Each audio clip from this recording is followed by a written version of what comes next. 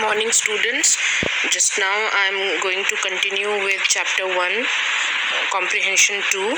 We were doing the letter, we were reading that letter, so I'll continue with that letter. We had read till we agreed about everything, and he was my enemy. There never was a Christmas party like it, Connie. So we'll continue after that. Then someone, I don't know who, brought out a football. Now somebody brought a football. Great coats were dumped in piles to make goal posts. And the next thing we knew, it was Tommy against Fritz out in the middle of no man's land. Now they were out in the middle of no man's land. They were playing over there.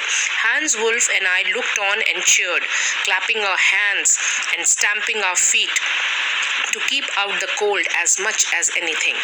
There was a moment when I noticed our breaths mingling in the air between us. The breaths were mixing. He saw it too and smiled. Jim McPherson, he said after a while, I think this is how we should resolve this war. A football match. So he just gave a thought. He said that I think this is the way we should resolve this war, the war which was going on. So they could have a football match. No one dies in a football match. No children are orphaned. No wives become widows. So he was very sad about it, that so many people die, so many children become orphan, so many wives become widows. So that is why he was saying that a football match can resolve all this.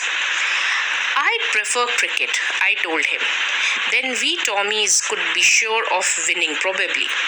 We laughed at that and together we watched the game. Sad to say, Connie, Fritz won, 2-1. Now why Jim McPherson said cricket? Because it's their game, England's game. Cricket is England's game. So that is why he said that they would have easily won it. And sad to say, Connie, Fritz won 2-1. But as Hans Wolf generously said, our goal was wider than theirs, so it wasn't quite fair. The time came, and all too soon, when the game was finished, the schnapps and the rum and the sausage had long since run out. Everything was finished, and we knew it was all over. I wished Hans well and told him I hoped he would see his family again soon, that the fighting would end and we could all go home. I think that is what every soldier wants on both sides. Hans Wolf said, take care, Jim McPherson. I shall never forget this moment, nor you. So he was saying that he will never forget Jim McPherson or this moment. They are enemies, but they were still meeting each other. He saluted and walked away from me slowly, unwillingly. He was not willing to go, but they can't help it. They had to go. I felt. He turned to wave just once and then became one of the hundreds of grey-coated men drifting back towards their trenches. That night, back in our dugouts. Now, what are dugouts? Dugout is a shelter for soldiers made by digging a hole in the ground and covering it. So everybody went back that night, back in our dugouts. We heard them singing a carol, the Christmas song, and singing it quite beautifully. It was silent night. Our boys gave them a rousing chorus of wild shepherds watched. We exchanged carols for a while, and then we all felt silent. They were exchanging Christmas songs with each other. We had our time of peace and goodwill, a time I will treasure as long as I live. So they were feeling very nice about it. Dearest Connie, by Christmas time next year, this war will be nothing but a distant and terrible memory.